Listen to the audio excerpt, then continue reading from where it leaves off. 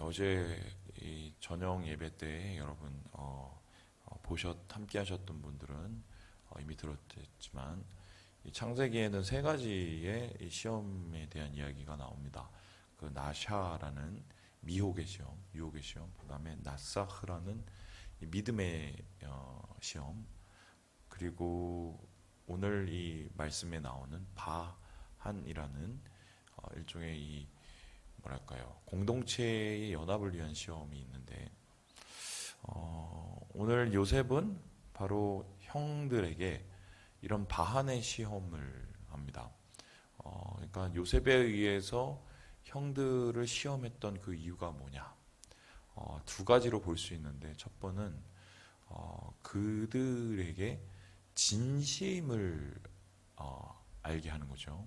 그래서 그들의 마음속에 도대체 무엇이 있는지 여전히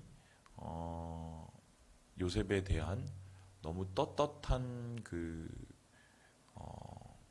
악한 마음이 있는 건지, 아니면은 조금이라도 거리낌과 또 죄책감이 남아 있는 건지, 그러니까 양심이 아직 있는지 없는지를 요셉이 바한의 시험을 통해서 그 진실을 알아보려고 했던 것 같아요.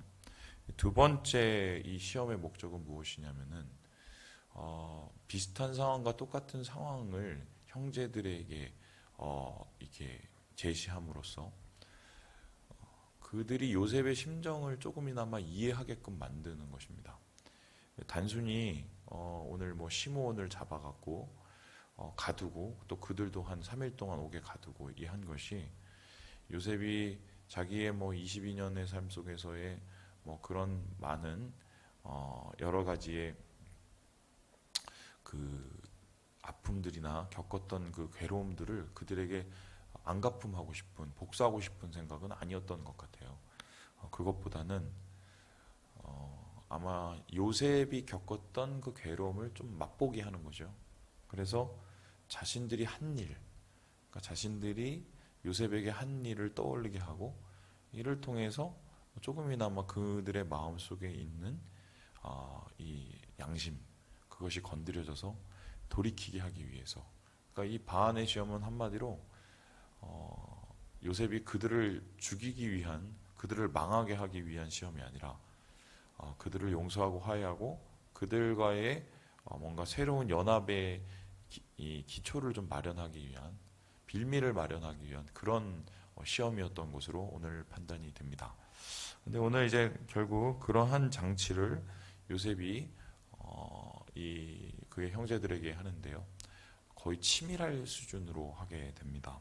우리 함께 같이 한번 말씀을 읽어보도록 하겠습니다. 우리 24절의 말씀을 같이 한번 읽어보죠. 24절입니다. 시작. 요셉이 그들을 떠나다가 울고 다시 돌아와서 그들과 말하다가 그들 중에서 시므온을 끌어내어 그들 눈앞에서 결박하고. 여러분 이 장면을 보면은 그 사람들이 분명히 떠오르는 장면이 있었을 겁니다. 똑같이 요셉이 그들을 찾아왔을 때 과거 17살인 그 요셉을 어떻게 했습니까? 결박했고 그리고 웅덩이에 가둬버렸습니다. 똑같은 상황을 지금 시므온이 겪어야 했고 그들이 보는 앞에서 시므온이 그러한 일을 당하도록 했습니다. 그렇다면 질문을 해봅니다. 왜 하필이면 시므온이었을까? 시므온은 둘째입니다. 그러니까 루벤이 있고 그 다음에 시므온인데, 오늘 이 말씀을 보니까 루벤이 그들에게 뭐라고 했냐면, 야 거봐라, 내가 그때 요셉한테 이렇게 하지 말자고 그렇게 얘기하지 않았니? 라고 말을 합니다. 그 소리는 뭐냐면은 그나마 루벤은 요셉에게 호의적이었다. 정확하게 말하면 자기가 책임지기 싫어서 요셉을 어떻게 보면은 그나마 목숨이라도 건지게 하기 위해서, 그래서 아버지한테 혼나기 싫어서 그렇게 한 것이지만, 그래도 요셉은 그것을 보고 루벤의 마음은 자기를 해치려는 마음이 아니었다는 것을 분명히 알았던 것 같습니다. 그래서 실제적인 주동자 분명히 이제 시므온이었겠죠, 둘째였던. 그래서 시므온에게 그러한 상황을 똑같이 당하게 하는 거죠. 그래서 이제 그 똑같은 상황 속에서 그것을 겪어서 요셉에 대한 어떤 그 회상, 그리고 거기에 대한 후회와 미련, 뭐 이런 것들을 이제 떠올리게 하기 위한 장치고요. 더군다나 아주 더 흥미로운 게요. 25절을 함께 같이 한번 읽어보도록 하겠습니다. 25절입니다. 시작. 명하여 곡물을 그 그릇에 채우게 하고 각 사람의 돈은 그의 자루에 도로 넣게 하고 또 길 양식을 그들에게 주게 하니 그대로 행하였더라. 지금 양식을 그 얻기 위해서 왔죠. 올 때 돈을 갖고 왔겠죠. 근데 양식은 주되 돈도 돌려줍니다. 그래서 그것도 몰래. 그렇다면 이게 어떻게 되냐면 시므온에게는 요셉과 같은 상황을 겪게 해서 요셉이 처한 그때의 그 당혹함을 간접적으로라도 좀 이렇게 느끼게 한 거고요. 형제들에게는 뭘 했냐? 한마디로 지금 그들에게 묻고 있습니다. 뭘 묻고 있느냐? 어쨌든 요셉을 은 20냥에 팔아서 그거를 나눠 가졌잖아요. 똑같은 상황을 만든 거예요. 시므온을 놓고 가고 그 돈은 돌려줍니다. 그럼 그 돈은 그들에게 다시 돌아오죠. 자, 그러면 똑같은 비슷한 상황이 와서 너희들은 또 그 돈을 나눠 갖고 아무것도 아닌 것처럼 살겠느냐 질문을 하게 되는 거죠. 이러한 이 굉장히 빼곡한 촘촘한 그 장치로서 형제들의 마음을 밝히고 또 그들에게 요셉이 처했던 그 당황스러운 상황을 간접 경험하게 하는 뭐 이렇게 이 요셉이 아주 철저하게 이들을 시험하게 되는데요. 이 반의 시험 앞에서 그들이 했던 반응은 결국 무엇이었느냐? 우리 함께 22절의 말씀을 같이 한번 읽어보겠습니다. 22절의 말씀입니다. 시작. 루벤이 그들에게 대답하여 이르되 내가 너희에게 그 아이에 대하여 죄를 짓지 말라고 하지 아니하였더냐. 그래도 너희가 듣지 아니하였느니라. 그러므로 그의 핏값을 치르게 되었도다 하니. 핏값을 치르게 되었도다. 그리고 21절에 보니까 이 괴로움을 우리가 당했도다. 괴로움을 당한 이유, 핏값을 당한 이유는 뭐냐면은 괴로움을 보고도 듣지 않았기 때문이고, 그리고 핏값을 치르는 이유는 뭐냐면 그의 피를 우리가 보았기 때문에 우리가 이렇게 당하는 것이구나. 그래서 이런 상황을 겪으면서 조금이나마 그들 속에 있는 이 죄책감, 그것을 끌어내게 됩니다. 여러분 그런 것 같습니다. 이 말을 여러분들이 얼마나 신뢰하고 믿을 수 있을지 모르겠지만 이 누구에게 상처를 주죠. 누구에게 폭력을 행사하면은 피해자, 그 폭력을 받는 피해자가 있고 그리고 그 폭력을 행사하는 가해자가 있습니다. 그렇죠? 근데 우리의 생각에는 피해자는 상처를 받고 괴롭고 분노하고 억울하고 또 좌절하고 절망하고 뭐 이런 속에서 빠졌을 것을 당연히 우리는 상상해 볼 수 있겠지만, 그렇다면 가해자는 어떨까 했었을 때 과연 두 발을 뻗고 그냥 아무렇지도 않게 잠을 자는 그런 가해자를 여러분 상상을 해보시면, 그럴 수 있는 가해자는 사실 하나밖에 없어요. 짐승 같은 사람입니다. 사람도 아닌 사람. 사람이라면 최소한 자기가 했던 어떤 가해 행동, 이 폭력에 대해서 죄책감을 느끼게 돼 있어요. 그렇다면 어떤 의미냐면은 어떤 폭력이나 어떤 그 악을 행했던 죄에 대한 부분에 대해서는 피해자는 당연히 상처를 받고요. 가해자도 상처를 받습니다. 그렇다면은 영혼은 둘 다 병들게 되어 있는데, 피해자는 분노에 쩔어서 영혼이 병들게 될 거고요. 가해자는 자기가 그러한 행동을 한 것에 대한 죄책감에 그 마음이 눌리게 되는 거죠. 그래서요, 오늘 말씀 속에서 우리가 보게 되는 중요한 장면은 뭐냐면 이 지점인데, 여러분 상처를 주고 받는 것에는 절대 승자가 없습니다. 다 패자예요. 그래서 내가 누군가에게 던진 그 말 한마디, 내가 누군가에게 던진 그 행동, 여러분 그걸 우리가 좀 조심하고 우리가 그거를 굉장히 마음을 써야 될 이유가 그 상처를 주고받으면서 영혼은 죽어가기 때문이죠. 잠시 내가 마음을 풀고 또 무슨 내 안에 있는 걸 다 쏟아내고 분노를 다 쏟아내면서 나는 행복할까? 절대 아닙니다. 오늘 그 창세기에 나오는 이 요셉의 형제들의 이야기를 들고 보면 결과적으로 다 루저죠. 다 패자로서 결론적으로 아무도 이곳 속에서 마음의 평안을 얻을 수 없는 나락에 빠져 있는 이 모습을 보게 됩니다. 제가 교회 생활하면서 여러 번의 좀 아픔들을 겪었죠. 저는 최근에도 비슷한 상황을 좀 겪었는데요.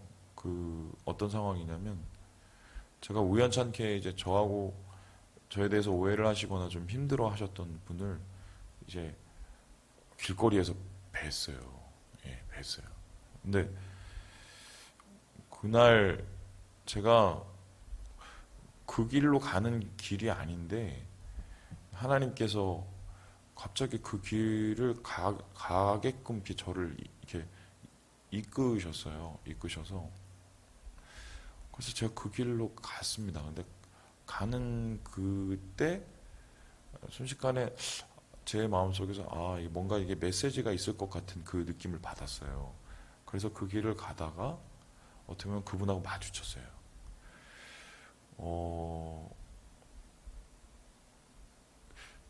그랬어요.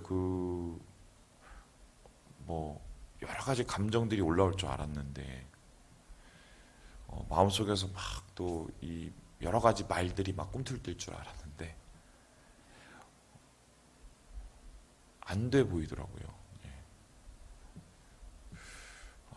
그러면서 이렇게 하나님께서 무엇을 제게 원하셨는지를 정확하게 제가 아직 캐치를 다 하진 못했지만 한 가지는 확실해요. 영혼을 불쌍히 여기고 기도해야겠다.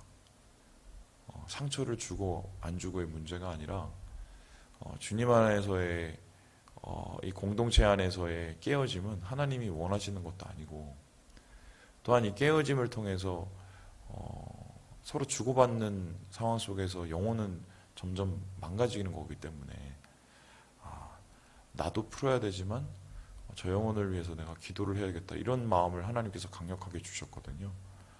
아마 요셉은 그런 마음으로 형들을 바라봤을 것 같고요. 형들도 그런 마음으로 자신들의 모습을 바라보지 않았을까. 오늘 말씀 속에서 이러한 이 오래된 이 갈등, 오래된 상처를 이렇게 하나님께서 조금씩 풀어나가시는 모습을 보게 되죠. 그 풀어나가시는 단서가 뭐냐? 저는 그렇게 생각하는데 부끄러움과 불쌍히 여김이에요. 사실 자기가 부끄럽고 그리고 그 상대방을 불쌍히 여기는 마음, 그것이 이 해묵은 갈등을 풀어내는 지금 단서가 되었다, 그렇게 보게 됩니다. 자, 그러고 나서 이 요셉의 형들은 돌아가게 됐고 자초지종을 자기 아버지에게 이야기하게 됩니다. 그랬더니 아버지는 대뜸 이렇게 얘기를 하게 되죠. 우리 함께 우리 38절의 말씀을 같이 한번 읽어보게 됩니다. 38절입니다. 시작. 야곱이 이르되 내 아들은 너희와 함께 내려가지 못하리니 그의 형은 죽고 그만 남았음이라. 만일 너희가 가는 길에서 재난이 그에게 미치면 너희가 내 흰머리를 슬퍼하며 수월로 내려가게 함이 되리라. 요셉이 돌려보냈을 때, 야곱의 집으로 왔을 때 형제들이 또 자기 아버지로부터 또 상처를 받습니다. 뭐예요? 야, 니네들이 이제 요셉을 잡아먹더니 이제 시므온도 잡아먹고 베냐민도 뺏어가려고 하냐? 그랬더니 뭐라고 그러냐면 내 흰머리를 슬퍼하며 수월에 내려가게 함이 되리라. 이 소리는 뭐예요? 나 죽는 꼴 보려면 그래라, 이렇게 얘기하죠. 얼마만큼 편애와 집착이 심했는지. 여러분, 저는 이 모습을 보면서 다시 한번 깨닫게 되는 게 사람이 나이가 든다고 다 철이 드는 건 아니에요. 그게 확실해요. 해결하지 못하면요. 오늘 하나님께서 주신 숙제들을 인간관계에서 해결하지 못하면 죽을 때까지 가요. 지금 이 야곱은 자기가 뭔 짓을 해놓는지도 모릅니다. 라헬에 대한 편애, 그것이 요셉에 대한 편애로 이어지고, 그리고 나중에는 베냐민에 대한 편애로 이어져서 결국 그 집착과 편애가 가정을 이 꼴 일이 되도록 만들어 놨거든요. 조금의 자성의 마음이 있고 조금의 돌이킴이 있었다면 자기가 무슨 일을 했는지 분명히 볼 거예요. 그런데 야곱은 끝까지 뭐냐면 피해자예요. 자기가 누군가에게 가해를 했다는 생각은 안 하고 자기는 계속 피해자인 거예요. 피해자. 그래서 이 피해의식 속에서 사로잡혀 있기 때문에 피해의식 속에 사로잡혀 있는 사람들의 공통적인 특징은 뭐냐? 절대로 거기서 못 나옵니다. 왜냐하면 나는 항상 누군가로부터 피해를 받기 때문에 나를 보호해야 되거든요. 그래서 나를 보호해 줄 사람과 내 편을 찾아서 똘똘 그 방어벽만 만들 뿐이지 절대로 자신을 객관적으로 보고 하나님의 마음을 품으면서 주위에 있는 영혼들을 바라볼 수 있는 여유를 만들지가 않아요. 그래서요, 여러분, 죄송한 말씀인데요. 제대로 늙어야 돼요. 제대로. 저도 이제 50이지만 좀 있으면 하나님 앞에 벌써부터 그렇게 기도를 하고 있어요. 하나님 제대로 늙게. 마음이 넓어서 좁아지는 마음이 아니라 하나님의 마음으로 좀 넓어지는 그 마음. 나를 돌아볼 수 있는 마음. 여러분, 그러지 않고서는 인생이 이렇게 야곱처럼 참 아름답지 못한 끝을 우리가 보게 되거든요. 그래서 오늘 다시 이 야곱의 가정 속에 있는 이 갈등의 불씨를 확인하게 되고 또 그 불씨를 풀어나가는 또 하나님의 개입을 보게 됩니다. 그런데 저는 이제 말씀을 마치면서 오늘 말씀을 보면서 제가 보았던 것 중에 가장 중요한 게 뭐냐면 요셉이 울었다는 거예요. 울었다는 거예요. 형들에게 이런저런 시험을 하면서 울었어요. 형들에게 자기를 밝히지 못하는 것도 울었고 이렇게밖에 형들을 시험할 수밖에 없는 상황 때문에 울었고 그리고 형들이 그 자신의 이야기를 하면서 뭔가 후회를 하고 자책을 하는 것을 듣고 또 울었어요. 그러면요 요셉은 되게 사실 마음이 여린 사람이에요. 그 여린 사람이 이러한 숱한 고통을 겪으면서 얼마나 힘들었겠습니까? 근데 대부분은 이런 여린 사람들의 공통적인 특징이 숱한 고난과 시험을 겪으면요 독해지거든요. 그런데 흥미로운 거는 요셉은 그럼에도 불구하고 눈물을 간직하고 있었어요. 눈물을 간직한 사람. 그 눈물은 긍휼의 마음일 수도 있고 또 누군가를 향한 자비의 마음일 수도 있고 그리고 하나님을 향한 이 순전한 마음일 수도 있고 눈물을 간직한 사람. 저는 오늘 이 말씀이 우리에게 좀 좌표가 됐으면 좋겠어요. 무슨 소리냐? 신앙인은 눈물을 간직해야 된다. 이게 뭐 여러분 어떻게 들리는가 모르겠지만 눈물이 있어야 돼요. 아무리 상황이 각박하고 힘들고 어렵고 또 아무리 내가 겪었던 일들이 참 처참해도 신앙인은 그래도 눈물을 잃지 않아야 됩니다. 하나님 앞에 흘릴 눈물이 남아 있어야 되고 영혼들을 위해서 흘릴 눈물이 남아 있는 게 그게 진짜 신앙인이에요. 그래서 오늘 말씀 속에서 요셉은 그 눈물이 남아 있기 때문에 형들을 돌이킬 수 있는 가능성의 길을 만들었고 이러한 요셉의 눈물 때문에 열린 그 길로 야곱의 가족이 구원을 받고 회복이 되는 이 역사를 오늘 말씀에서 보지 않습니까? 우리 사랑하는 여러분, 지금은 우리가 눈물을 흘릴 때이고 또 돌아볼 때이고 긍휼의 마음을 잃지 말아야 될 때라고 저는 믿습니다. 오늘 하루 주님께 이 마음, 순전한 마음으로 나아가시며 하나님이 주시는 위로와 또 하나님이 주신 용기를 얻으며 하루를 견뎌내시길 주님의 이름으로 축원합니다.